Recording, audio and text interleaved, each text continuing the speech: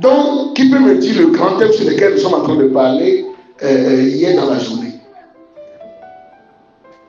On avait parlé sur quel thème?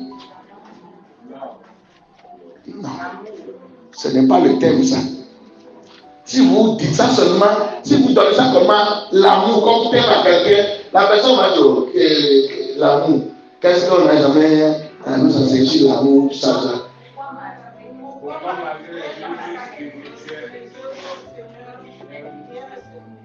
Pourquoi malgré les œuvres spirituelles, les offrandes que je donne, mes dîmes, mes jeux, mes sémences, m'ont servi dans la maison de Dieu. Je vois que mes prières, ne sont pas exaucées. Mes prières ne sont pas exaucées. Ouais. Ça reste sans réponse. Pourquoi, malgré les œuvres spirituelles que je fais pour Dieu, mes jeûnes et prières, je suis même dans 40 jours de jeûne et prières encore. Chaque jour, on nous dit, viens, venez prier. Non seulement ça, on a des groupes encore dit, priez 2 à 2. Ce soir encore, on va nous donner encore dit, priez 2 à 2 encore. Pourquoi, malgré je fais toutes ces tâches, je viens jouer la batterie, yes, le piano, yes. Je suis hors protocole. Je suis secrétaire. Je suis résident. Comment les appellent avant de dire résident? Prends ça comme ça. Je suis dirigeant de premier service, deuxième service, troisième service, etc. Je fais tout ça là. On a dit que la prophétie d'un chrétien renversée par le sacrifice d'un païen. Donc on dit qu'il faut sacrifier. Ok, tu as pris la main de sacrifice, tu as sacrifié. Mais après tout ça, tu as dit, mais que je n'ai rien su. Mes prières sont non exaucées. Mes prières ne sont pas, mes attentes sont retardées, ne sont pas arrivées. C'est sur ça qu'on a parlé. Et j'ai dit, le 9 central, Paul l'a dit dans 1 Corinthiens 13. Si j'ai la langue, je parle la langue des hommes et des anges. Mais que si je n'ai pas l'amour, que je suis comme un airain qui retentit une cymbale retentissante. Et la langue des hommes dont il parle ici, j'avais dit qu'il parlait en grec, on appelle ça en grec la xénolalie. La xénolalie, c'est-à-dire quoi? Il n'a pas appris la langue, mais d'une manière surnaturelle. La main de Dieu vient sur toi, tu commences à parler une langue que tu n'as pas apprise. Et c'est ce qui s'est passé au jour de la Pentecôte. C'est là que certains ne comprennent pas. On dit que, ok, quand vous parlez la langue là, on doit le comprendre, sinon tu ne dois pas parler la langue. Non. Le jour là, Dieu voulait opérer quelque chose parce que il y avait une confusion qui a eu lieu à Babel parmi les langues. Donc Dieu leur a donné autre langue pour réunir toutes les autres langues qui s'étaient confuses et séparées, dispersées. C'est ça qu'il a dit, parler la langue à ces hommes qui peuvent écouter le jour-là. Donc il y a cette parler la langue là, et il y a un autre, vous pouvez l'entendre parler une langue dont il n'est pas personne, cette langue n'est pas parlée dans le monde entier. Et cette langue qu'on appelle la glossolalie. Alléluia. La glossolalie. C'est une langue surnaturelle qui n'a pas été apprise ou bien qui n'existe pas du commun des mortels. Et malgré que tu parles, tu dis toutes ces grandes choses, malgré que le parler à langue, c'est parler directement avec Dieu, malgré que le parler à langue te transporte dans le monde des mystères, fait de toi un homme mystérieux, malgré que le parler à langue fait de toi un fou ambulant, un feu ambulant, une flamme ambulante, malgré que le parler à langue fait de toi un homme groupé à la dimension de Dieu. Que si tu n'as pas l'amour, que ton parler en langue sera comme une fumée qui va t'emballer. Et on a expliqué que cymbale retentissante que Paul dit ici, c'est les choses qui sont utilisées à Corinthe, au fétiche là-bas, ce temps-là, où on joue ça. Ça, on le fait juste pour, peut-être pour dire aux gens, il est là, mais ça n'a pas une signification. Donc Paul représente le parler en langue, la prière d'un chrétien, mais qui n'a pas d'amour, comme quelque chose qui est inutile, que ça ne va nulle part. Alléluia. Amen. On ne va plus retourner encore en arrière, l'audio est dans le groupe, mais ce soir, de quel amour parle-t-on vraiment, Paul? Et pourquoi cet amour, on dit que c'est lui qui est l'accomplissement de la loi? De quel amour parle-t-on, Paul? Alléluia. Et pourquoi on dit que ce type d'amour, c'est l'accomplissement de la loi? Alléluia. Lorsque nous lisons dans Romains 13, verset 10, ça veut dire l'amour ne fait point de mal au prochain.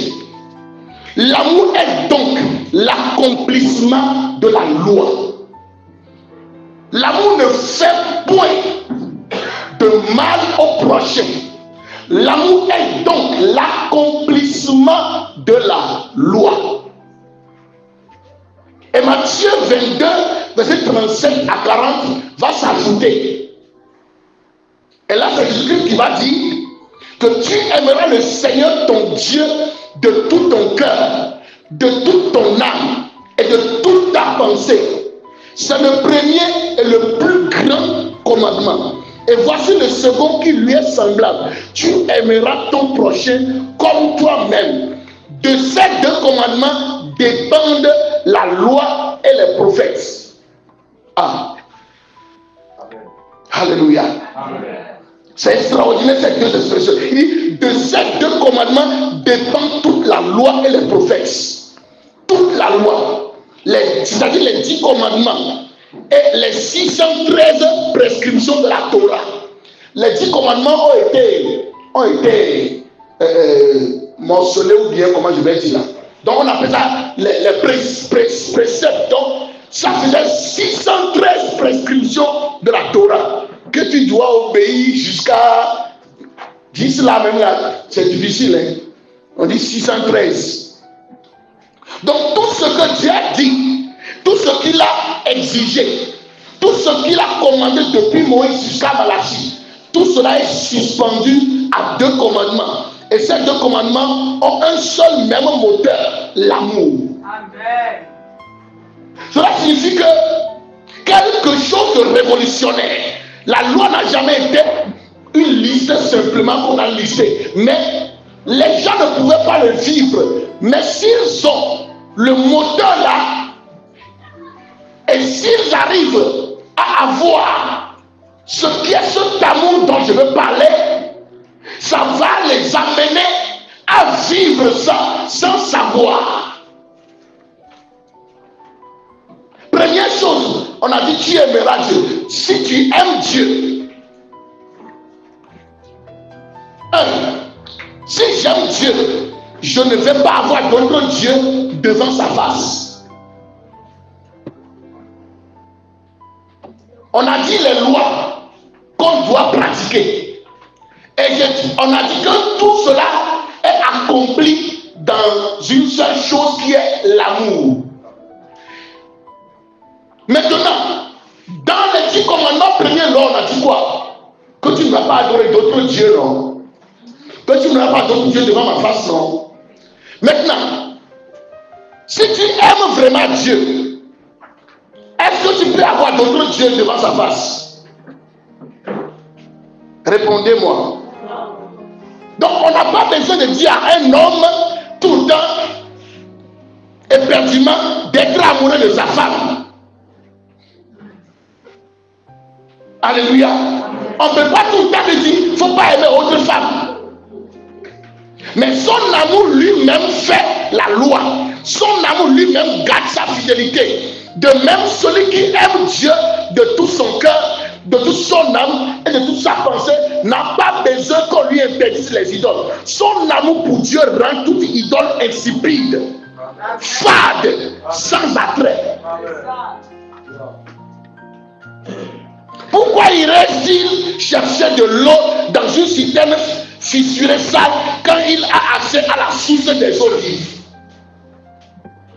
Les idoles d'aujourd'hui ne sont pas toujours des statues de bois ou de pierre. Elles s'appellent l'argent. Quand j'aime Dieu, comment je vais prendre l'argent comme mon Dieu? Quand j'aime Dieu, comment je vais prendre ma réputation à la place de Dieu, le pouvoir à la place de Dieu, le confort à la place de Dieu, le regard des hommes à la place de Dieu? Si je crie beaucoup, tu peux me faire diminuer. Parce que demain, j'ai beaucoup de services. Je ne vais pas casser ma voix. Exactement. Alléluia. Amen. Donc, lorsque tu prends quelque chose que tu chéris plus que Dieu, tu n'as pas l'amour. Si j'aime Dieu, je ne vais pas prendre son nom en vain. Il dit, tu ne prendras pas le nom de l'Éternel ton Dieu en vain. Mais un homme qui aime profondément quelqu'un ne peut pas utiliser le nom de cet être aimé comme un instrument vide, comme une formule magique, comme une monnaie d'échange. Quand tu aimes vraiment Dieu, son nom devient sacré dans ta bouche. Tu ne peux pas l'utiliser pour couvrir tes propres ambitions, pour légitimer tes propres plans, pour impressionner les autres, parce que l'amour que tu lui portes te rend incapable de cette profanation. Combien de fois entendons-nous, Dieu m'a dit, pour des choses que Dieu n'a jamais dites? Combien de fois le nom de Dieu est-il utilisé pour manipuler, pour contrôler, pour se donner une autorité que l'onction n'a pas confirmée? Cela ne se produit que chez celui qui ne l'aime pas vraiment. Car celui qui l'aime tremble à l'idée de mettre des mots dans la bouche de Dieu qu'il n'a pas prononcé. C'est ça.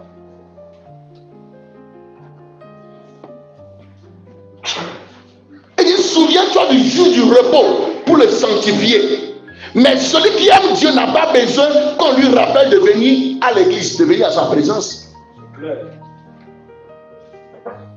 Alléluia. C'est parmi les lois, les choses que je cite ici. Donc la présence de l'être aimé est le désir le plus profond du cœur qui aime. Tu dis c'est l'être aimé ça. Tu l'aimes. Mais tu ne veux pas être à sa présence. Tu ne l'aimes pas. Le croyant qui traîne les pieds pour aller au culte, qui cherche des excuses pour ne pas prier, qui trouve toujours autre chose à faire plutôt que de mettre en présence de Dieu, cet homme-là n'a pas un problème de discipline, il a un problème d'amour. Comment? Car quand l'amour est là, on couvre la présence de l'être aimé, on ne la fuit pas.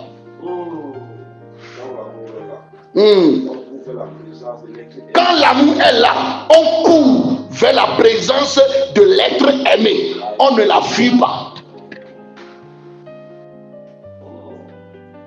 David, l'homme selon le cœur de Dieu, dit dans son verset 4, une seule chose que je demande à l'Éternel, que je cherche, c'est d'habiter dans la maison de l'Éternel tous les jours de ma vie. Voilà l'amour qui parle. Une seule chose, pas beaucoup de choses, hein. Pas la prospérité, hein. Pas la victoire sur ses ennemis, hein. Mais la présence de Dieu. Parce que quand tu aimes Dieu, sa présence est ta demeure et son absence est ton exil. Moïse a dit quoi? On ne va pas quitter ici si tu n'es pas avec nous. On ne va nulle part. Jean dit dans 1 Jean 5,3, l'amour de Dieu consiste à garder ses commandements. L'amour de Dieu consiste à garder ses commandements. Et ces commandements ne sont pas pénibles. Ce n'est pas pénible. Parce que pour celui qui aime, obéir n'est pas un fardeau. C'est une joie. Celui qui dit il aime son église là, obéir aux instructions n'est pas un fardeau pour lui. Mais ça devient une joie pour lui. Amen. Alléluia. La confusion là est pour Ok. Ce n'est pas la peur de la punition qui retient le croyant du péché. C'est l'amour qui rend le péché insupportable. Tu as compris? Ce n'est pas la peur de la punition que tu vas avoir quand tu vas pécher là, qui va te retenir de ne pas pécher. Mais c'est l'amour qui va te rendre insupportable au péché. Que tu ne peux pas supporter le péché parce que tu as l'amour à l'être que tu as aimé. Mais si tu as peur, oui, si je fais maintenant là, il y a un démon qui va venir me faire chose là. Il y a un mari de nuit qui va venir. Si c'est à cause de cette peur, tu le feras un jour. Et c'est ça là, nos motivations, qui a fait que d'un moment ou d'une autre, nous avons tombé, ou bien nous avons chuté. Comment pourrait blesser délibérément celui que j'aime le plus? Joseph, devant la femme de Potiphar qui le séduisait, ne dit pas je ne peux pas, c'est interdit. Il dit comment commettrai-je ce grand mal et pécherai-je contre Dieu? Comment commettrai-je ce grand mal et pécherai-je contre Dieu? Il n'a pas d'abord dit Potiphar, il a d'abord dit l'être aimé qu'il aime. Mais aujourd'hui, c'est nous-mêmes qui cherchons femme de Potiphar là même. C'est un mec qui te gagne la t-shirt pornographique. Chap.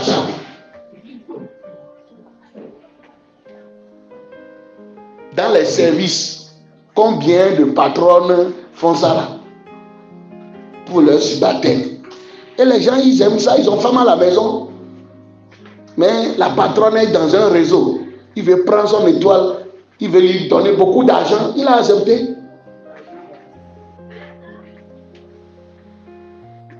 Alléluia.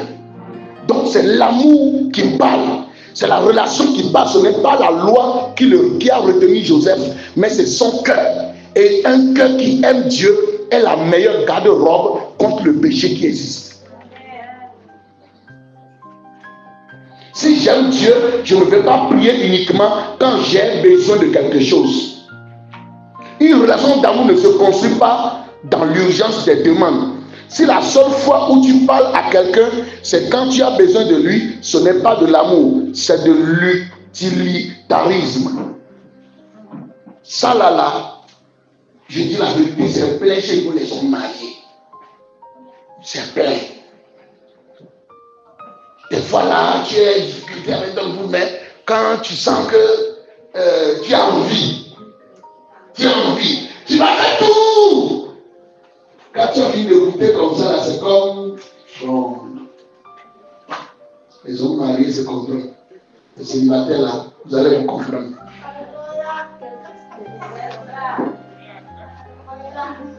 Hier nuit là, j'ai appelé mon épouse et sur certaines choses, elle m'a dit, je te demande pardon. Vraiment, on a parlé beaucoup hier là. Certaines choses qui viennent mal comprises, tout ça là. Donc je me suis dit, s'il y a réellement l'amour, si on avait, je dois poser la question. Bon, quelle était la fondation sur laquelle tu as basé pour me poser? La puissance. Et je dis que le fait que quand il y a un problème par après, la femme va dire à son homme, ou bien l'homme va dire, je regrette. C'est ça là qui prouve que la fondation, ce n'était pas l'amour dont je parle, ou bien je vais parler, mais c'était il y a quatre types, c'est les trois types d'amour. Si tu as regretté une fois, parce qu'il t'a insulté ou bien parce qu'il a fait quelque chose, tu as regretté, ce n'était pas de l'amour qui était en fondation. C'est la vérité. Yes. Profond. Tu n'as pas compris, hein? Yes. Je vais en arriver en bas, tu vas comprendre plus. Vous n'êtes pas marié, mais vous devez comprendre. C'est l'enseignement des célibataires qui vous entendez comme ça. Cela vous aide à savoir que mon mari Est-ce que vous avez invité l'enseignement d'hier? Vous voyez non? C'était ça. Toute la nuit, c'est ça qu'on a joué. Vous pouvez écouter ça. Mon épouse a dit c'est ça qu'elle a mis non baffe dans le temps, c'est ça qu'elle a joué. Elle me fait les rapports de comment les choses qu'elle a gardées. C'est ça qu'on a discuté. Mon fils a fait ça. Il a mis sur YouTube. Yes. Et ce matin, il m'écrit, il me dit, papa, tu as jamais prêché ce message-là?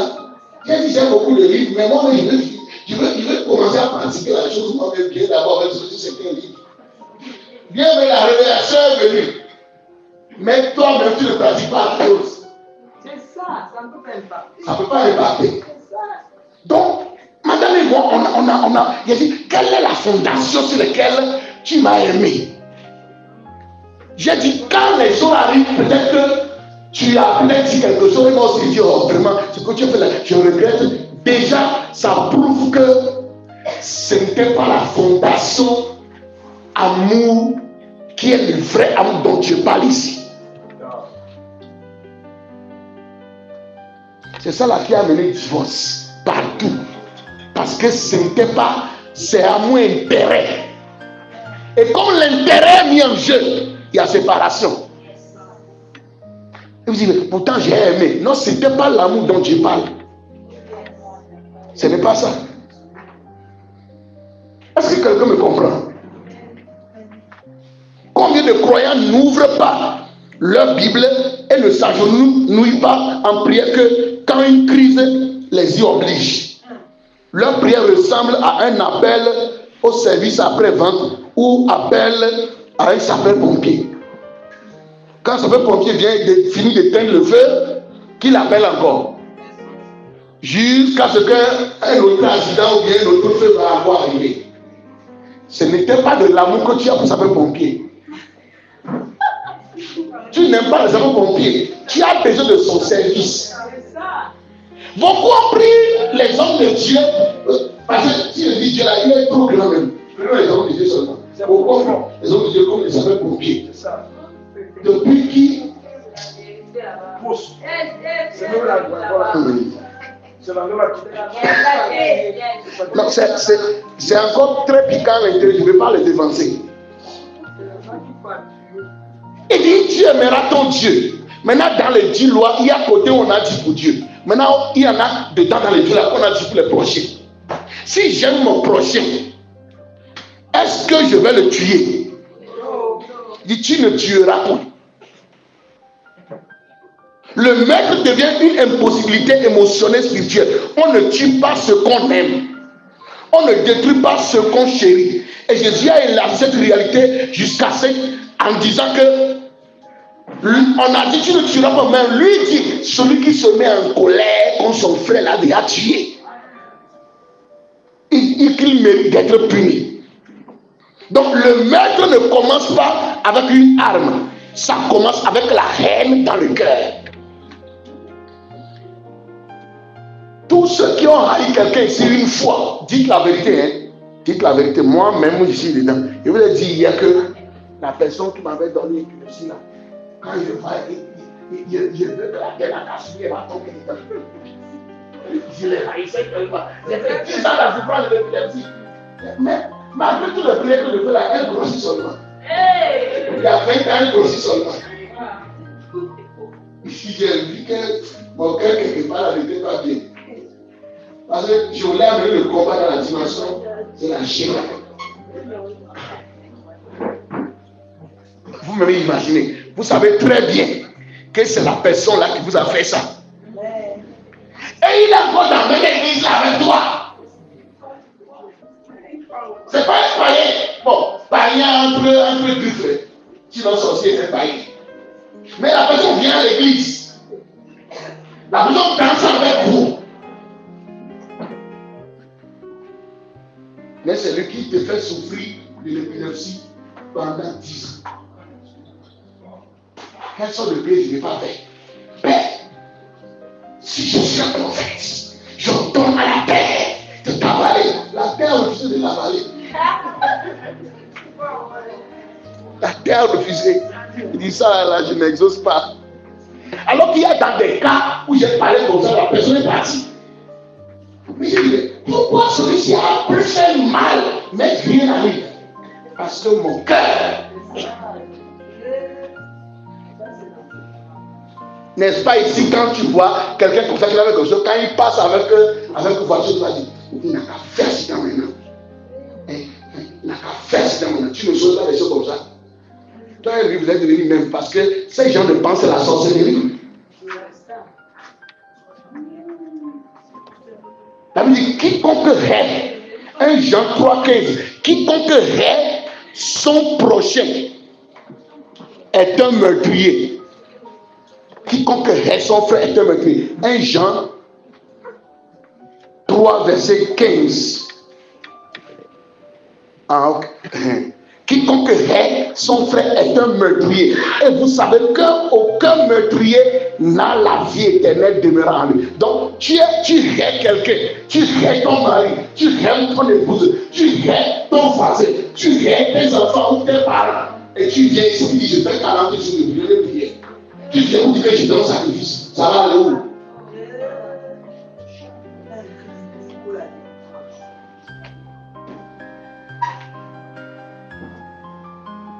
Alléluia. Si l'amour gouverne ton cœur, la haine ne peut pas y habiter. Et si la haine ne peut pas y habiter, le meurtre dans toutes ses formes, que ce soit physique, verbal, spirituel, ça devient impossible. Si j'aime mon prochain, on dit tu ne commettras point d'adultère. Mais l'adultère ne commence pas dans le lit de l'autre. Il commence dans le regard.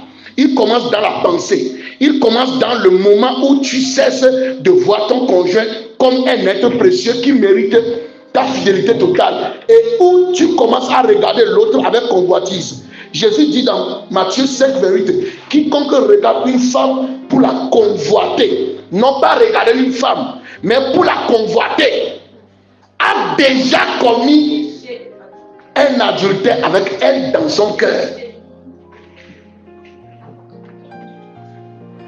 Si l'amour agapé gouverne ton mariage, si tu aimes ton conjoint, non pas de ces 3 types d'amour que je vais parler en bas, si ce n'est pas si agapé, tu ne peux pas faire ça. Parce que ta fidélité ne dépend plus de l'attrait de l'autre, elle dépend de la force de ton amour. Et un amour qui vient de Dieu est plus fort que toute tentation. Plusieurs mariages, j'ai dit même pour les hommes de Dieu, pourquoi pas, nous devons revoir notre base. Je le dis sincèrement, même moi-même. On dit, c'est parce que j'aime la vie, là, tout ça. Mais pourquoi il y a regret après quand il y a une faute? Quand le regret de l'être aimé arrive quand il y a faute, quand il y a une erreur, ça veut dire que toi-même, ton amour n'était pas le vrai amour.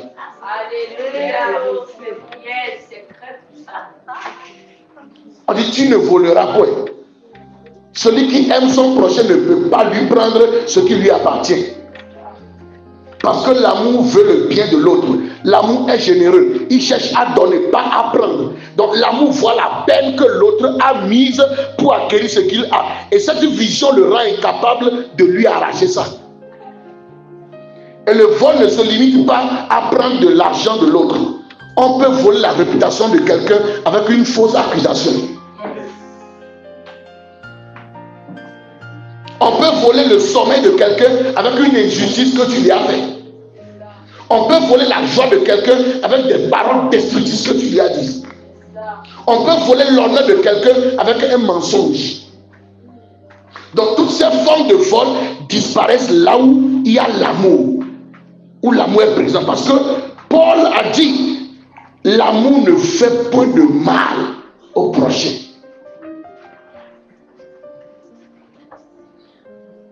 On dit, tu ne porteras point de faux témoignages contre ton prochain. Mais celui qui aime son prochain protège sa réputation comme il protège la sienne. Il ne répète pas les rumeurs. Il ne colporte pas les ragots. Il ne prend pas plaisir à exposer les faiblesses de l'autre.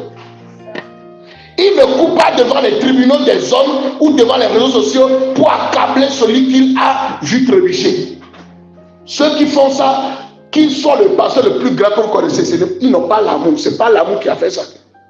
Ce n'est pas l'amour. Si jamais aimait son père réellement, il ne va pas l'exposer. Jamais n'aimait pas son père. Il a juste aimé son père parce qu'il a sauvé de la mort. Mais il n'aime pas la personne de son père. C'est pourquoi il allait exposer son père.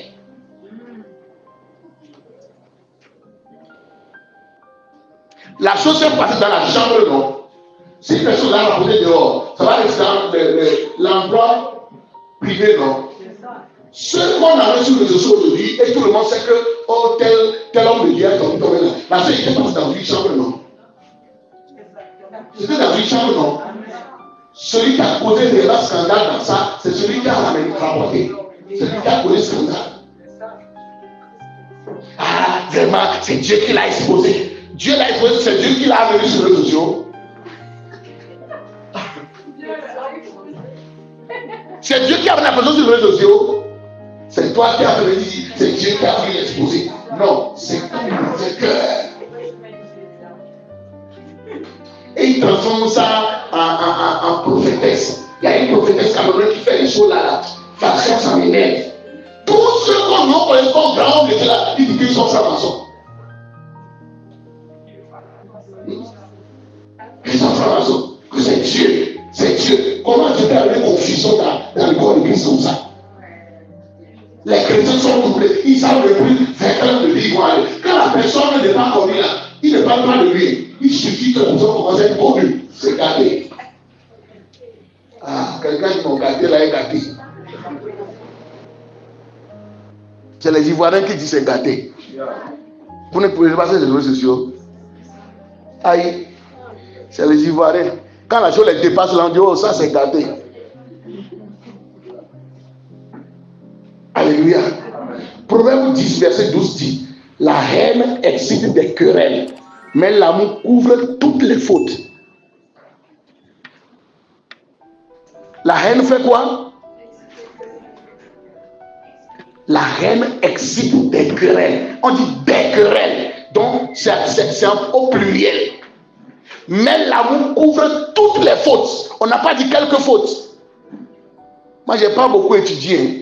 Moi, j'ai seulement le CPD. Mais au moins, j'ai ce pluriel là-bas. Parce qu'on va dire que quand on est sur ce pluriel, j'ai menti. Voilà. Alléluia. On dit l'amour couvre toutes les fautes. Toutes les fautes. L'amour couvre. Il ne cache pas la vérité. Quand la vérité est nécessaire. Mais il ne se précipite pas pour exposer, pour blesser, pour détruire. Il protège. On ne dit pas ici qu'on ne va pas reprocher la personne, l'amener à se repentir. Ce n'est pas ce qu'on dit. Quand on dit l'amour couvre les fautes là, ce n'est pas fermer les yeux sur la vie que la personne mène. Mais on veut dire, tu ne vas pas prendre. Bon, il y a les gens ici, si c'est votre enfant qui a fait ça là, vous n'allez pas aller sur les réseaux sociaux. Mais comme c'est l'enfant de la voisine là, vous l'avez mis sur les réseaux. C'est un problème d'amour.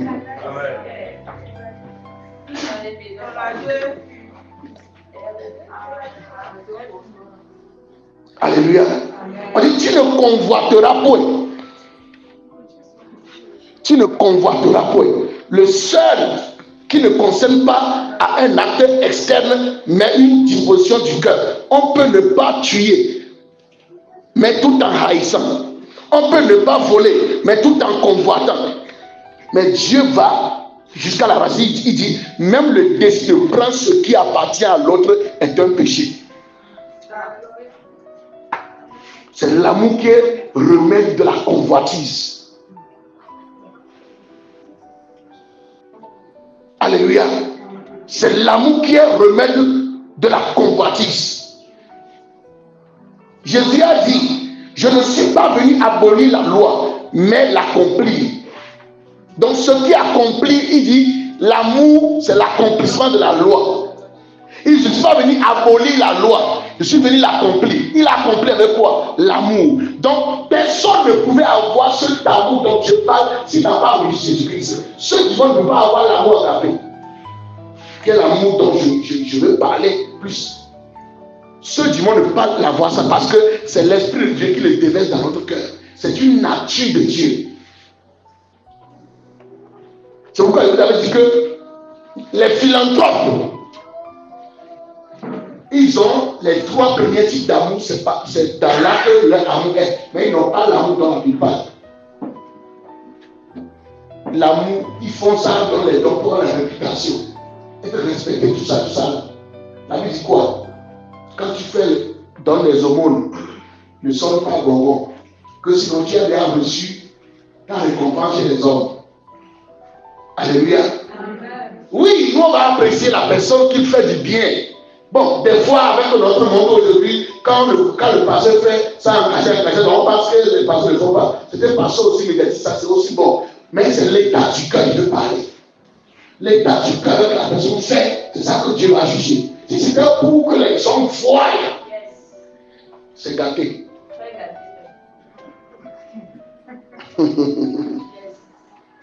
Alléluia.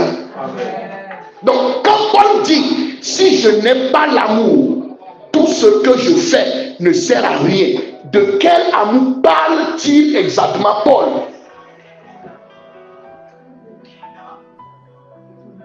Alléluia. Là maintenant, je vais parler des 4 types d'amour. Premier amour, amour Eros. E-R-O-S. L'amour Eros.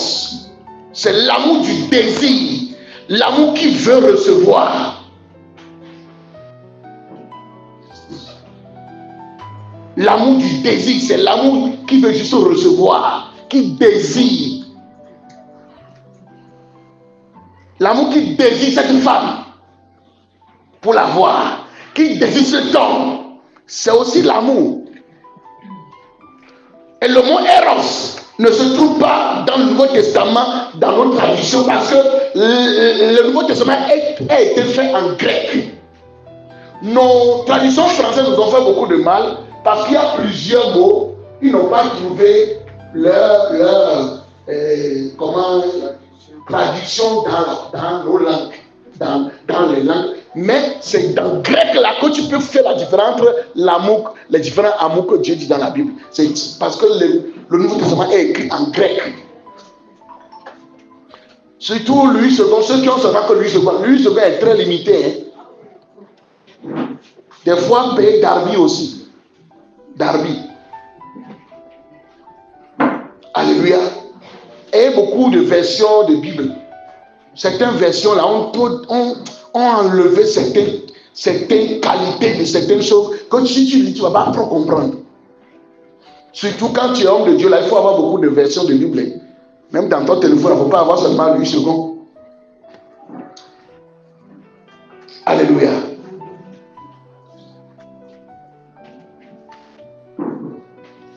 L'éros est l'amour du désir. C'est l'amour qui veut, l'amour qui convoite, l'amour qui cherche la satisfaction de ses propres besoins à travers l'autre. C'est pourquoi il dit que plusieurs couples, c'est juste le désir. Quand tu finis de te satisfaire avec la femme là, c'est comme on l'a dit dans l'oubliette. C'est ce que je dis là, c'est plein dans les couples. Alléluia. Toute la journée, on n'a pas parlé avec la femme. On n'a pas parlé avec la femme. Jusqu'à demain, on ne parle pas. Et puis, mon gars sentit qu'il y a un feu qui brûle sur l'autel de Dieu continuellement. Il ne doit pas manquer de lui. Et puis, c'est là maintenant, il dit, ah, tu avais parlé comme je dis. Il veut passer un peu, il tape sa femme, il dit, c'est parce que tu as besoin de moi que tu as besoin de faire ça. Si tu te donnes ça maintenant, là, tu vas encore recommencer. C'est ça. Yes. Ça, c'est la il y a des moments où j'ai fait ça aussi. Je confesse aussi, non? Oh, vous pensez qu'on est tombé du ciel. Les gens, s'ils ne veulent pas comprendre. J'ai dit, hein, si je rentre là, J'ai tellement chanté à mon épouse. Je lui ai dit, elle dit, c'est ici le chrétien là. Non, je serai un mari très exemplaire.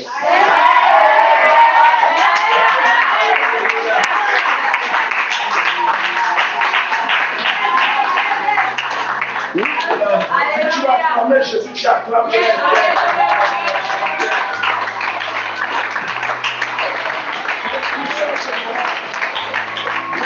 Alléluia. Vous voyez, du fait qu'on n'est pas né dans. Elle est née en Côte d'Ivoire. Côte d'Ivoire a des langages qui sont en fait des insultes. Mais pour eux, c'est d'amusement, ils disent ça là. Mais sinon, pourquoi tu ne peux pas dire ça?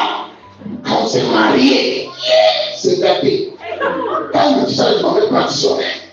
Je dis, regarde, c'est quand tu dis ça, comment tu peux me dire ça à toi, ton mari? Donc tu me dis que je suis comme ça. Au fait, c'était terrible. Donc elle-même ne sait pas à quel moment c'était je ne commence pas quitter sa langue. Alléluia. Et on va faire par là, c'est ça. C'est pas qu'on ne se bagarre pas taper, c'est pas de ça il est. Mais ça me dit, comment tu peux me dire ça? Et il te parle, je n'ai pas de réponse. Je n'ai pas de réponse. Je prends la Bible. Et que Dieu nous aide. Alléluia. Miséricorde. Merci. Non, tu sais, dans mon enseignement, jusqu'à la fin, je demande la grâce de Dieu que je puisse finir d'enseigner ça là, enseigner, aller jusqu'au fin du livre. Vous allez comprendre beaucoup de choses. Alléluia. Vous allez comprendre beaucoup de choses. Beaucoup de foyers qui souffrent ici aujourd'hui ou bien ailleurs aujourd'hui là. C'est ce genre de choses. Vous allez comprendre que c'est parce qu'il n'y a pas l'amour. Même tu peux être le plus grand homme de Dieu. Mais s'il y a un divorce, c'est parce que la fondation n'était pas le vrai amour là.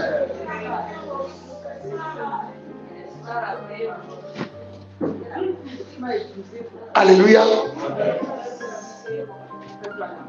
C'est parce que c'est amour Eros.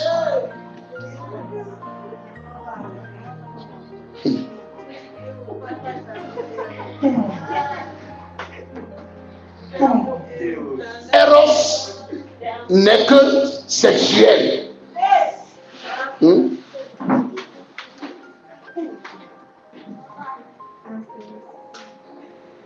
Et le philosophe C.S. Lewis, dans son livre magistral Les 4 amours, il a décrit Eros comme le besoin amoureux. L'amour qui dit, j'ai besoin de toi, tu es ce qui me manque, je ne peux pas vivre sans toi. C'est l'amour qui ramène vers soi. C'est l'amour qui prend plus qu'il ne donne. Même quand il donne, car il donne pour recevoir en retour. Combien de gens ici là, vraiment, tu es mon soleil de justice. Il faut laisser nos soleils, on va sécher nos amis avant de faire ça. Oh, je vais te offrir le soleil. Il ne faut pas nos amis vont avant moi ici.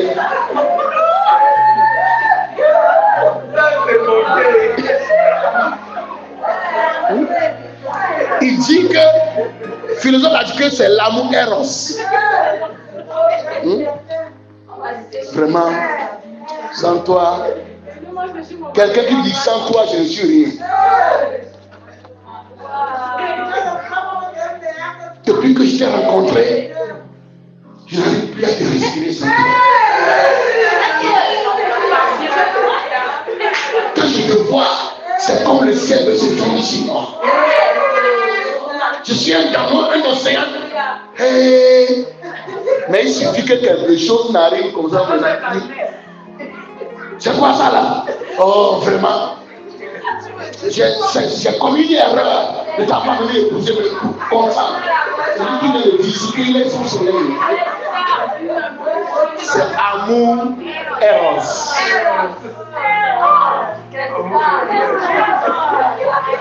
Donc Eros peut-il pousser aussi à poser des actes spirituels? Oui. Eros, l'amour du désir peut absolument pousser quelqu'un à poser des actes qui ressemblent à de la spiritualité, à de la dévotion, à du sacrifice. Et cela est le premier grand piège. L'homme qui aime Dieu d'un amour éros, c'est-à-dire qui aime Dieu parce que Dieu est source de bien pour lui, il prie parce qu'il désire recevoir des réponses. Il jeûne parce qu'il désire obtenir une percée. Il donne des offrandes parce qu'il désire une bénédiction financière en retour. C'est ça. Il se lève la nuit en prière parce qu'il désire que sa situation change. C'est ça. Il fait des sacrifices énormes, pas pour Dieu, mais pour ce qu'il attend de Dieu. Cet amour-là, c'est de l'amour éros spirituel. C'est un amour réel. Mais cet amour n'est pas sincère. Il génère une ferveur réelle, il produit des larmes réelles, il crée une discipline réelle, mais il est centré sur le moi. Il me reste combien de minutes? Ok. Alléluia. Héros spirituel prie avec ferveur, mais il prie pour lui-même. Il sacrifie, mais il calcule le retour. Il donne, mais il attend la bénédiction promise. Et quand les années passent et que la bénédiction attendue ne vient pas, que se passe-t-il? Héros se tait. Quand ce que tu as besoin de ton épouse, les temps passent, que tu ne le vois pas, l'amour là se tait. Dis que je n'ai plus d'amour. Je n'ai plus d'amour pour lui. C'était amour Eros. Je ne l'aime plus. C'était amour Eros. Parce que quand on va te poser la question, pourquoi tu ne l'aimes plus? Tu vas dire, parce qu'il a fait ci, il a fait ça, il a fait ça, il a fait ça. Ce n'était pas le vrai amour.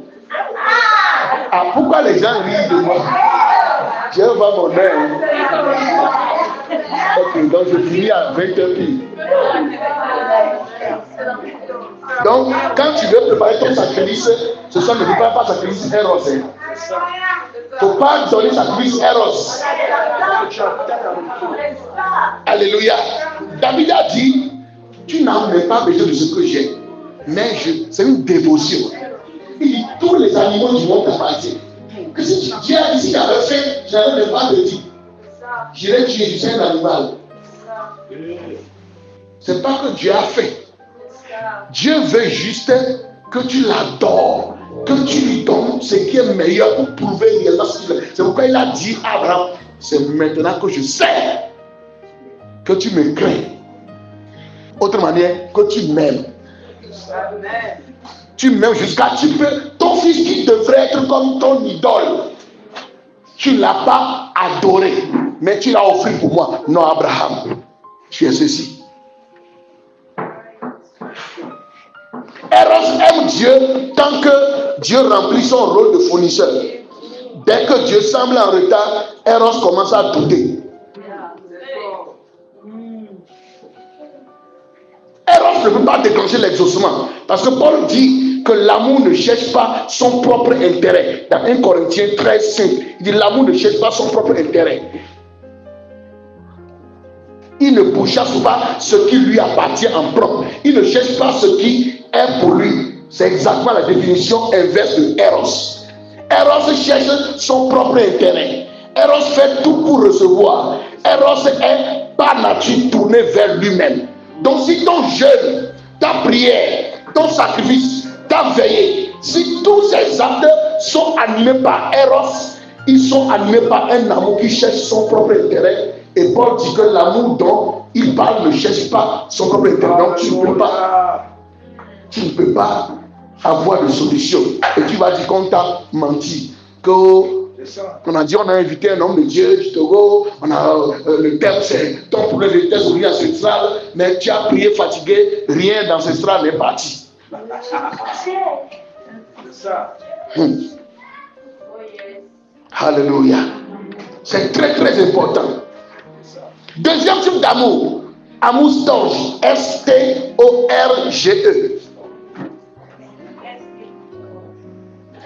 C'est l'amour naturel, l'amour de la chair et du sang. S-T-O-R-G-E.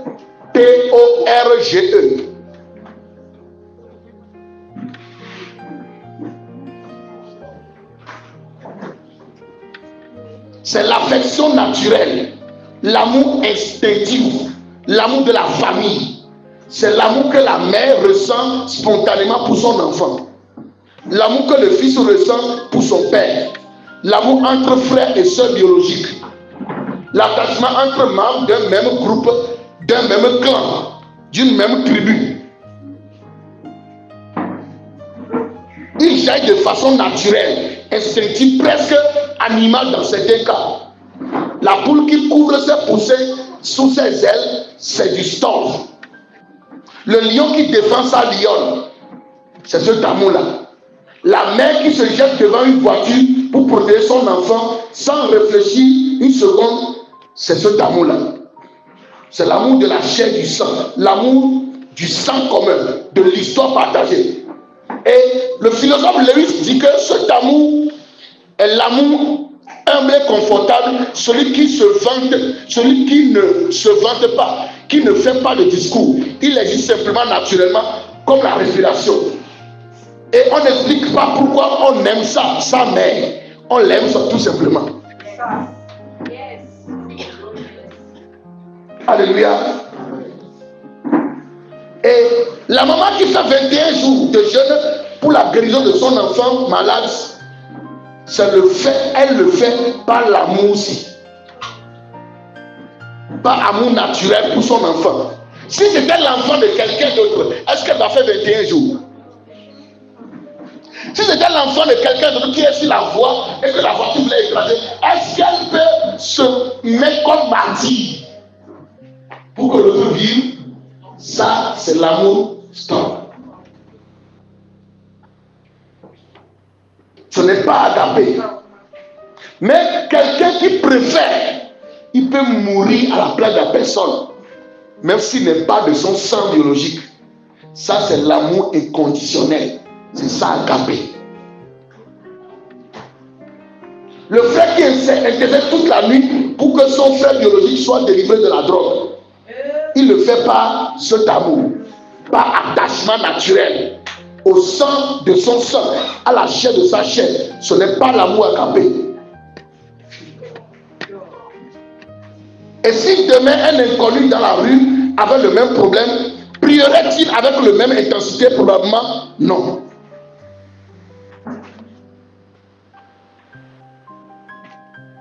Cet amour a 3 grandes limites. Premièrement, cet amour est sélectif. L'amour stock là, stock ou bien storage, ça a 3 limites.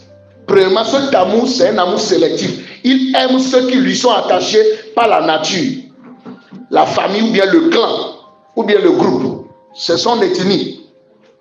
Mais Dieu en Jésus-Christ a révolutionné ce concept en étendant la famille au-delà du sang biologique. Quand on lui disait, ta mère et tes frères t'attendent dehors, Jésus a répondu, voici ma mère et mes frères, qui sont ceux qui écoutent la parole de Dieu et les mettent en pratique.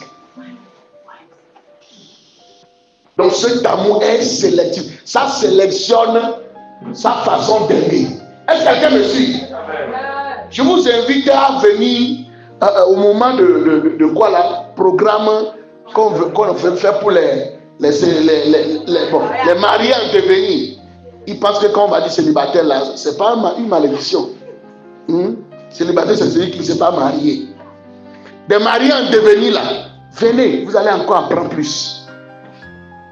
Alléluia. Vous allez beaucoup apprendre plus. Même venez avec vos maris. Vos maris. Si le mari refuse, il faut l'attacher. Il faut le mettre au dos, tu vas l'amener. Il y a longtemps, vous n'avez pas fait ça. Tu dis, viens, dis-moi là, tu vas voir photo, viens que mon épouse. Oui. Mais est-ce que c'était l'amour agapé? C'est ça. Ça, c'est le premier jour du mariage, j'ai fait ça. Est-ce que j'ai fait ça encore une fois? Je vais dire, bon, elle a fait 40 ans, maintenant là, elle a pris de poids, ici. Quand on aime, il n'y a plus de poids. Il y a beaucoup de choses qu'on doit revisiter.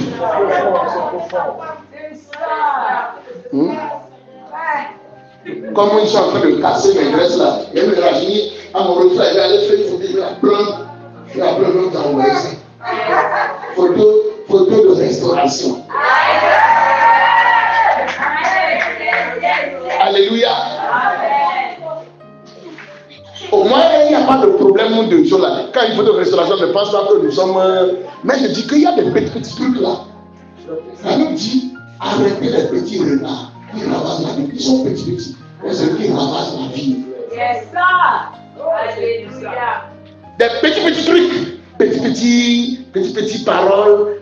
Mais c'est ça qui ravage la vie. C'est ça.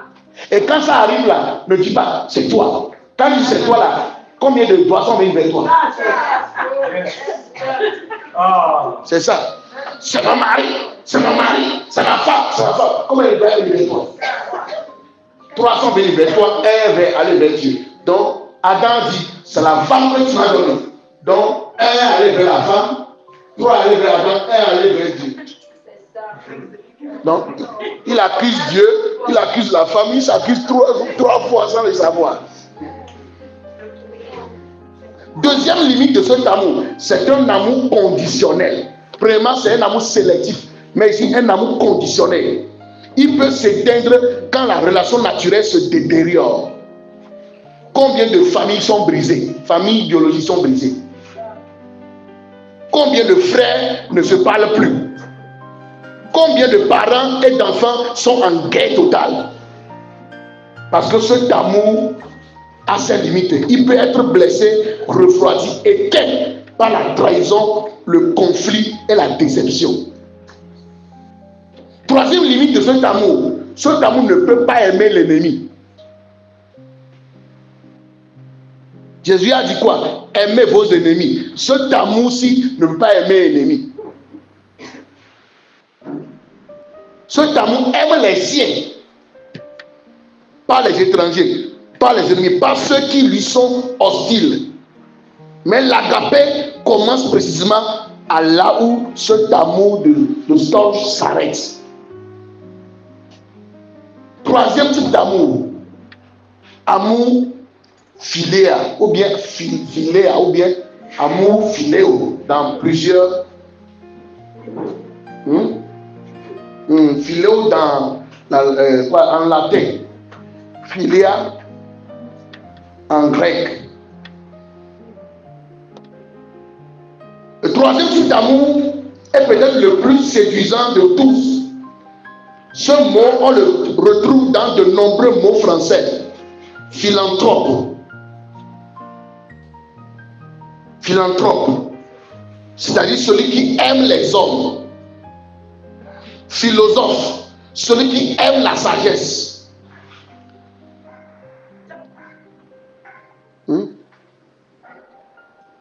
Le philia ou bien le philéo est l'amour de l'amitié, l'amour de la camaraderie, l'amour de ceux avec qui on partage une même passion, une même vision, une histoire ou des valeurs.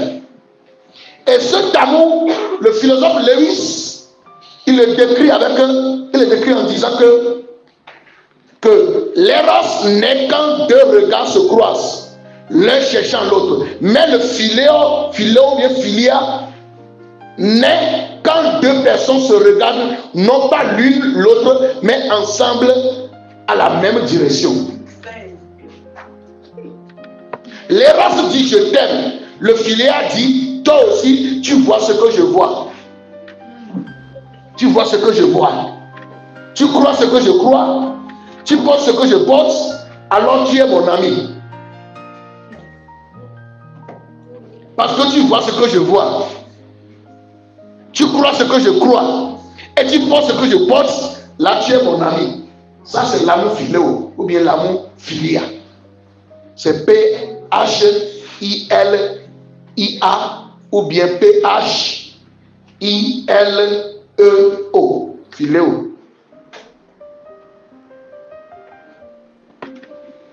Alléluia. Deux soldats qui ont traversé la même guerre ensemble, ils partagent cet amour-là, qui ne s'effacera jamais parce qu'ils ont vu les mêmes horreurs et sont sortis vivants ensemble. Deux croyants qui ont prié ensemble pendant des années, qui ont vécu ensemble les crises et les victoires, ils partagent cet amour profond. Deux prédicateurs qui ont la même vision pour l'évangélisation d'un pays, ils sont unis par cet amour philéo de la mission partagée. La Bible Bible connaît cet amour et la Bible le valorise. Alléluia. Il est dit qu'il est des amis qui mènent la ruine, mais il est un ami plus attaché qu'un frère. Proverbe 18, 24. Et David et Jonathan ont vécu cet amour philéo. Les plus dans leur relation, David et Jonathan ont vécu ça. Jésus lui-même a utilisé ce mot-là pour désigner sa relation avec ses disciples. En Jean 15, 14, 15, il dit: vous êtes mes amis si vous faites ce que je vous commande. Donc si vous ne faites pas ce que je vous commande, vous n'êtes pas mes amis. Alléluia. Jésus, lui, là, il a manifesté l'amour agapé. Mais il dit qu'ici, dans ce contexte ici-là, c'est une dimension, mais de l'amour philo. Il dit, si vous faites ce que je vous commande, là, vous êtes mes amis. Quelqu'un me comprend? Il dit, je ne vous appelle plus serviteur, mais je vous ai appelé ami, parce que je vous ai fait connaître tout ce que j'ai entendu de mon Père. Jésus élève ses disciples du statut de serviteur à celui d'ami du service à la dimension philéo. Donc philéo peut-il pousser quelqu'un à faire les choses que Paul a dit dans 1 Corinthiens 13, mais ne rien avoir? La réponse est oui. Parce que c'est le type d'amour le plus facilement confondu avec agapé dans le milieu ecclésiastique. Parce qu'il produit des sacrifices impressionnants. Le filéo de la mission peut pousser un homme à traverser des continents pour prêcher l'évangile parce qu'il partage avec Dieu, avec ses frères, une passion pour les âmes perdues. Est-ce de l'agapé? Pas forcément.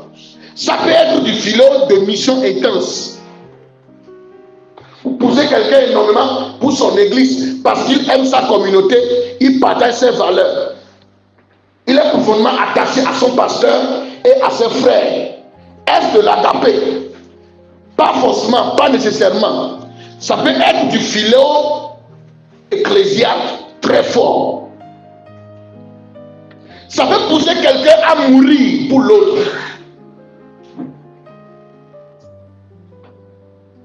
Parce qu'il est dit, il n'y a pas de plus grand amour que de donner sa vie pour ses amis. Alléluia.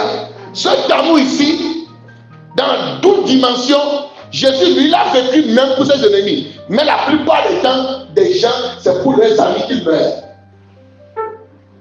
Ça, c'est un amour philéo. Vous voyez la guerre qui se passe au Moyen-Orient là. Les gens sont prêts qu'ils soient tués pour Israël. Et ils sont prêts qu'ils soient tués pour défendre Iran. Bon, s'il n'est pas iranien ou bien quoi là, ou bien il n'est pas attaché à lui, quel ennemi avec un Américain qui est ennemi de l'Iran, tu vas le voir pour aller mourir pour l'Iran. Tu vas voir ça, un Iranien qui est Israël, tu vas le voir aller mourir pour Israël. Mais les gens sont capables, vous voyez, leurs chefs, les ayatollahs, tout ça là, ils sont capables de se cacher, hein, mais ils ont refusé. Ils préfèrent des martyrs pour leur peuple. Ce n'est pas l'amour agapé, c'est l'amour philéo. L'amour agapé, c'est seulement le Saint-Esprit. C'est quand on est né de vous, le Saint-Esprit de ça dans votre cœur, que vous pouvez aimer de façon inconditionnelle. Ça brise les conditions.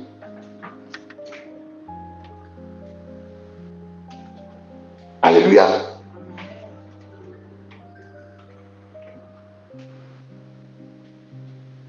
On est déjà arrivé, je vais résumer ici. Et demain on va. Donc l'amour philéo dit, je suis prêt à mourir pour mes amis. Mais il n'a rien prévu pour les étrangers. Pour ceux qui ne pensent pas comme lui, pour les ennemis, pour ceux qui appartiennent à une autre vision. Et dans l'église, c'est ce amour philo qui est très élevé dans les églises. Parce que chaque groupe aime forcément les siens et méprise ou combat les autres. C'est pourquoi vous allez voir telle dénomination, il se prend comme nous sommes de terre et il combat notre dénomination. L'amour filéo. On est en train de critiquer notre pasteur. On est en train de vilipender. Mais l'autre pasteur, il dit comme ce n'est pas eux qu'on a de critiquer, comme on parle bien de leur pasteur, il n'est pas prêt à défendre l'autre. Parce qu'il n'est pas de leur dénomination. Mais il est prêt. Il est dans leur dénomination. Que ça vous fait là, il est prêt. Même à aller vers les bas pour parler. Ça, c'est amour filéo.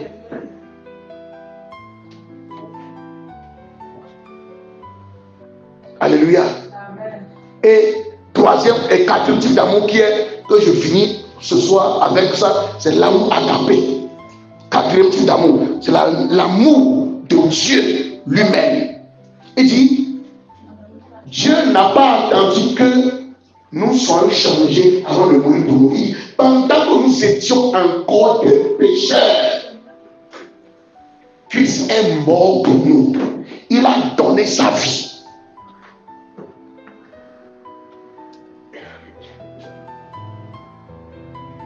Alléluia. Qu'est-ce que l'amour agapé? C'est l'amour qui se donne sans condition, sans calcul, sans attente de retour, sans être mérité par quoi que ce soit. L'amour agapé ne naît pas de la beauté de l'objet aimé.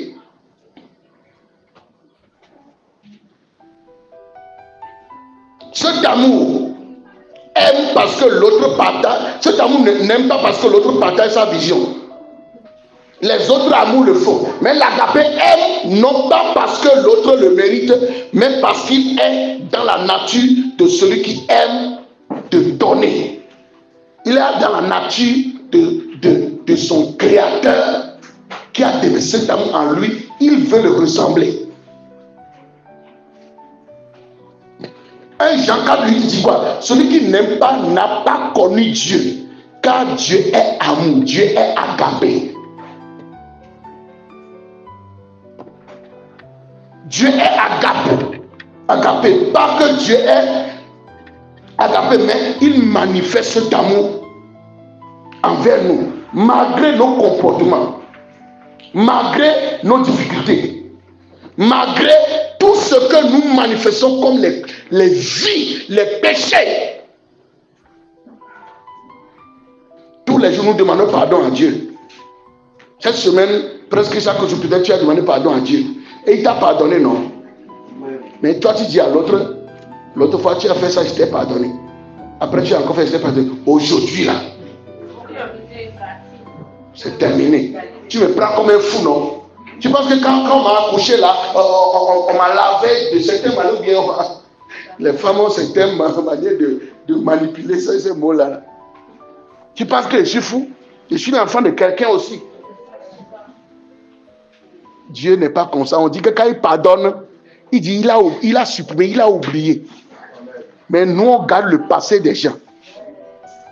Alléluia. Oh, je vais finir tout à l'heure, non? Pourquoi le micro fait ça là? Mais reste 5 minutes seulement, je finis. Je suis arrivé sur Agapé, le micro a refusé. Vous voyez, non? Le micro veut que nous pratiquions les trois, mais pas Agapé. En tout cas, mon foyer va rentrer dans Agapé. Aimer sans condition. Alléluia. Aimer sans condition. Et c'est cet amour-là que je peux dire qu'Adam a manifesté avec Ève. C'est Ève qui a causé ce problème dans le monde jusqu'aujourd'hui. Grâce à la désobéissance, la mort est entrée parmi les hommes. Tout ça là. Mais tu as pris quelque part, on dit Adam l'a divorcé. Oh, tu n'as pas lu dans la Bible. Ou bien c'est un Bible que tu utilises. Tu n'as pas vu ça dedans. On n'a pas dit qu'ils ont divorcé. Quelqu'un qui a amené la mort dans toute la race humaine à cause de sa manière de faire. La femme là, Adam vivait paisiblement dans un jardin d'éden. On a chassé à cause de la femme. Adam avait une relation intime avec Dieu. À cause de la femme, on l'a chassé de savane. C'est séparé. Mais Adam n'a pas divorcé. Parce qu'il a dit quoi? C'est os de mes os. Il a parlé de l'intérieur d'abord, avant l'extérieur. Nous, c'est l'extérieur, nous, on a aimé. Cet amour, c'est les trois amours. Adam, lui, a aimé la nature divine qui est à l'intérieur de Ève. Il dit, c'est mon os. Comment je peux haïr mon os?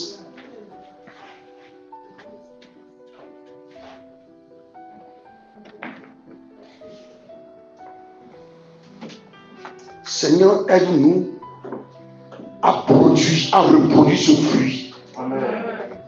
Bon, c'est une nature. C'est une nature. Demain, je parlerai encore de certaines choses. Là, vous allez aller à autre dimension demain. Amen. Le Seigneur nous fera du bien dans ceci. Et les mariés, les choses là, c'est le 26. Faites l'effort. Faites l'effort. Et c'est quand vous êtes bien inscrit là. Bien inscrit, vous financez bien. On vous amène quelque part, après vous faites ça, vous faites réconciliation, les mariés se font réconciliation là-bas, et puis, ils mangent là-bas entre eux, et puis les célibataires, ils ouvrent les yeux, maintenant ils voient, ils prophétisent. Bon, il faut voir le Père, il ne faut pas venir créer le problème ici. Alléluia. Il reste 2 minutes.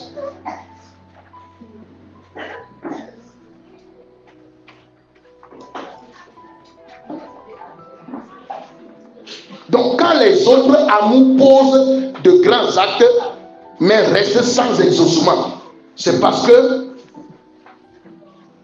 leurs actes, il y a toujours une condition dedans. Il y a toujours une condition dedans. Pourquoi tu viens à Holy Ghost Revival Ministry? Pourquoi tu viens? Pourquoi malgré la pluie là ce soir, tu as pris ton argent, tu as pris Yango qui a encore taxé bien. Yango taxe maintenant bien. Tantôt tu vois quel prix, tantôt il augmente. Mais tu as pris ça quand même. Il ne faut pas que Yango va me faire problème. Tu as pris ça quand même. Et tu es venu. Tu es assis jusqu'à, on dit on va finir à 20h. Tu vas te balader encore à 5 minutes. Tu as supporté. Pourquoi tu fais ça? Est-ce que tu aimes réellement Dieu en venant ici?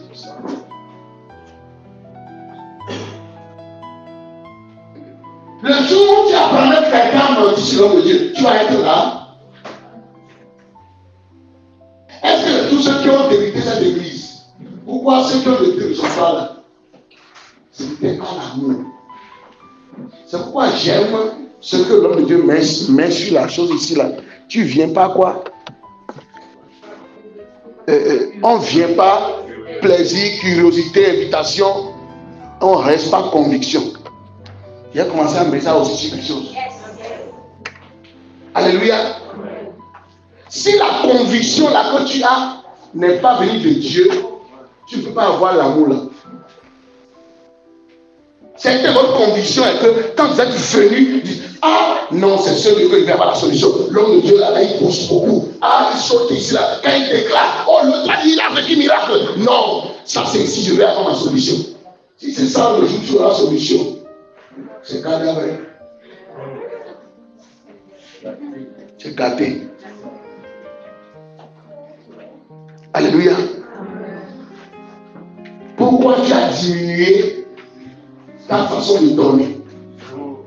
Normalement, on va le gloire à gloire aussi d'en donner. Mais pourquoi tu as diminué ça? Au début, quand tu es venu nouvellement, c'est qu'ils sont censés dire, il faut les laisser ces ennemis, mais moi on avait fait ça avant. C'est ça, c'était les anciens points. Quand un nouveau vient, il laisse les dire, laissez-le. Nous on a fait plus que ça. Il va revenir. Nous on est ici, il va revenir.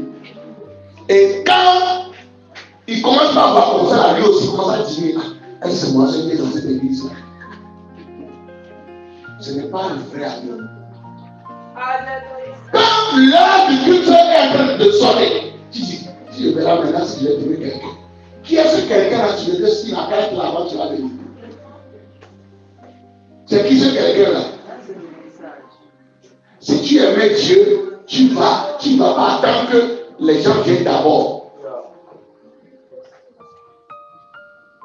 Il faut reparamétrer ton christianisme, ton adoration, ta façon de servir, ta façon de donner, tes relations, il faut les reparamétrer. Si c'est que tu cherches, peut-être tu as dit, bon, je vais espérer 1 an, bon, c'est pas grave, 2 ans, je n'ai pas appris guérison avec, j'espère, 3 ans, 4 ans, si ça durait, est-ce que tu vas toujours rester?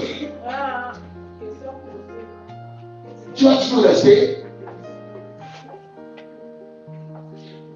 D'une part, Job a posé l'amour à Gabriel vers Dieu. Sa femme a posé l'amour des 3 amours vers Dieu. Malgré tout ce qu'on a fait, on dit Job n'a pas maudit Dieu. Mais sa femme a dit quoi? Maudit Dieu et meurt. Job, les choses qu'il a dit mauvais, ça c'est comme sa propre vie. Mais il a continué à servir Dieu, même par la souffrance. En une journée, il a perdu ses enfants, il a perdu tous ses biens. Sa santé a fait paix. C'est que Job était dans l'église quand tout lui est arrivé. Il n'a pas dit que cette église-là, vraiment, je ne sais pas quel esprit utilise notre pasteur ici. Comment il peut être dans l'église, tu savais comme ça, en une journée? Oh, quelqu'un va dire, parce qu'il a fait sacrifice avec lui. Job n'a pas dit ça. Il a béni. C'est l'amour agapé. Job n'aimait pas Dieu à cause des biens qu'on lui a donnés.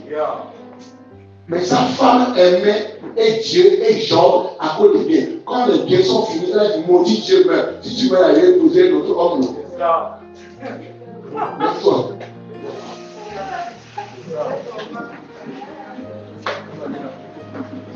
Il va aller à notre église. C'est ça. Non, c'est le pasteur là. Il faut dire quelque chose au pasteur là. Il va le chasser. Quand on va quitter au niveau, on va aller dans notre église, non. C'est ça. C'est ça. Les gens te poussent à dire quelque chose, à faire quelque chose, qui a fait que quand on est dans ce moment, il faut que vous pouvez partir. Les gens disent, oh, il m'a libéré, c'est lui-même qui m'a de partir. Tu n'aimais pas, tu n'avais pas à avoir gardé.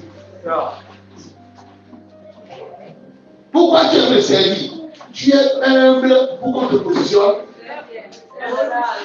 Pour que le Père convienne du Nord. Lui, comme le Père est tout dans le loyauté, je vais respecter les choses qu'il a dit là, jusqu'à graver les échelons. Là maintenant, il dit non, lui il est loyal. Absalom a fait 40 ans dans le ministère de David. C'est le 40e année qu'il a révélé ce qu'il est. Donc quand tu es là, il y a ce qu'elle dit là, ça mérite d'abord. On veut voir le même visage avec la même adoration dans 15 ans, dans 20 ans, dans 50 ans. Il dit, sois fidèle jusqu'à la mort. On n'a pas dit jusqu'à 15 ans. Donc si ton amour est à avoir gardé, tu seras fidèle dans les temps mauvais comme dans les temps difficiles. Sois fidèle jusqu'à la mort. Tu auras la couronne. Vous connaissez ça? Vous ne connaissez pas? Hein? Vous n'êtes pas encore né? Alléluia. Pose ta main sur le cœur. Dis Seigneur, aide-moi à reparamétrer ma vie spirituelle. Ma présence ici. À revoir mes motivations. Pourquoi je viens en Holy Ghost? Pourquoi je dis c'est mon Père? Pourquoi je dis je t'adore? Est-ce que c'est le vrai amour? Chacun arrivé à la maison, reste tranquille, reste calme et commence à penser. Depuis ton arrivée ici jusqu'à maintenant, tous les événements sont passés. Est-ce que c'est sur de bonnes bases que tu es parti? Ou bien, tu es avec l'homme de Dieu parce que tu sais que c'est un homme grand. Si je suis avec lui là, on va m'identifier. Les gens sauront que non, il marche avec le prophète. C'est ça. Quand il dit les paroles là, ça s'accomplit. Je vais être ici. C'est ça. Si c'est pour ce que tu vas recevoir, à cause de ce que tu veux donner, gros sacrifice là, ce soir va te repentir. Et peut-être plusieurs, vous avez déjà donné de gros sacrifices, mais qui ne vous a pas donné de bénédiction à vous cette pensée là. Lorsque tu vas te repentir, Dieu va maintenant faire le virement. Parce qu'il a dit, je vais, dans le jeu de la je vais vous dédommager. Voilà, restaurer. Ce n'est pas perdu. Quand tu te repens, ça va monter. Prends un sacrifice d'agapé. Pas Eros, pas Fidéo, mais apprends à agapé.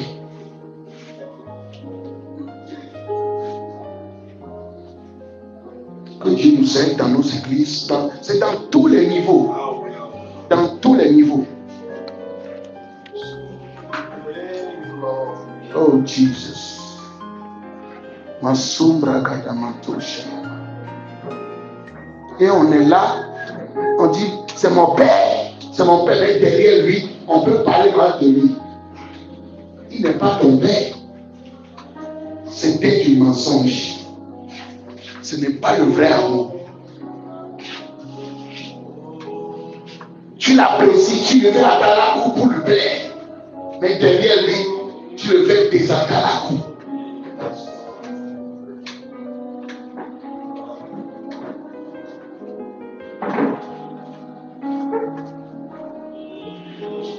Tu aides ces détracteurs à bien les élever. Quand il commence à parler, tu vas dire, j'avais pensé ça, mauvais cœur.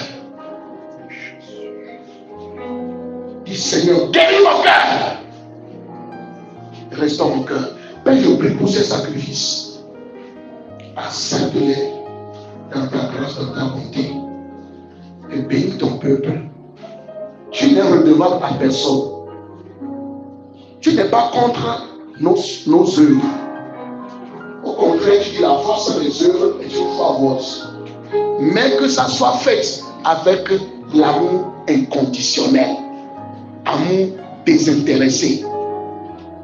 Dieu m'a béni, il ne m'a pas béni. Dieu m'a donné enfant, il ne m'a pas donné enfant. Je continue à l'aimer à cause de ce qu'il est. Et aussi longtemps qu'il demeurera ce qu'il est, je continue à l'aimer. Mon épouse a fait enfant, elle n'a pas fait enfant, je continue à l'aimer comme le premier jour. Mais il est écrit, il n'y aura pas de stérile. Ça va arriver. Mais pendant ce temps-là, ne diminue pas ton amour à cause de.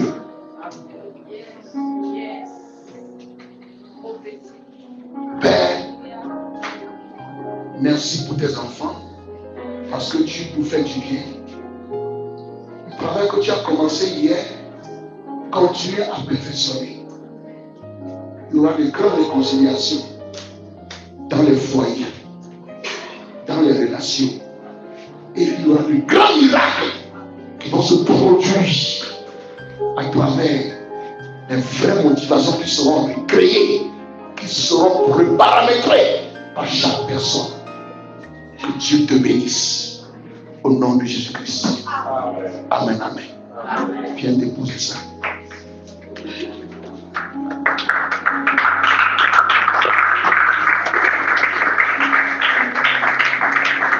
Donc, je vous invite encore le 26 avril pour le séminaire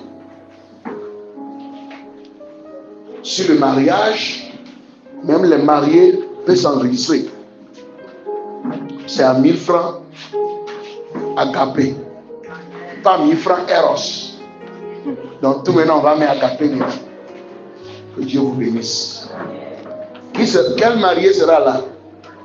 Même si ton mari n'est pas dans l'église, tu peux t'inscrire. Tu vas apprendre quelque chose, tu vas aller appliquer sur ton mari. Et il va vous voir.